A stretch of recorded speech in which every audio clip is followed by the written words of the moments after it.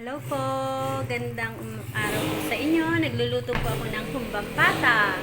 Ayan po siya. Yung una pong pakulo ay inalis ko po yung tubig. Tapos yung pangalawa pong pakulo ay sinagapan ko po siya para maalis-alis po yung mga bula-bula. Yung amoy po ng pagkababoy nyo o ang gunong pata.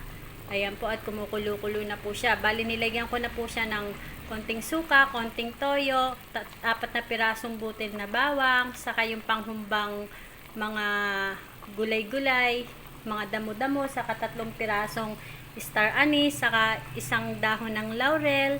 Tapos lalagyan ko din po siya ng konting asukal. Ayan. At hahayaan ko lang po siya sa mahinang apoy na kumulo para manuot po sa laman yung kanyang pagkahumba ng lasa. Ayan po siya. Humbang pata po yan. At pakukuluan ko lang po siguro ng mga kulang 1 oras para po maluto-luto. Bali, hihinaan ko na lang po yung apoy niya. Yan po. Yan. Yan po. Kain po tayo ng humbang pata. Madalang po kaming makatikim nito o madalang akong magluto. Pag lang po talaga may time na magluto. Ayan po. Okay, sige po.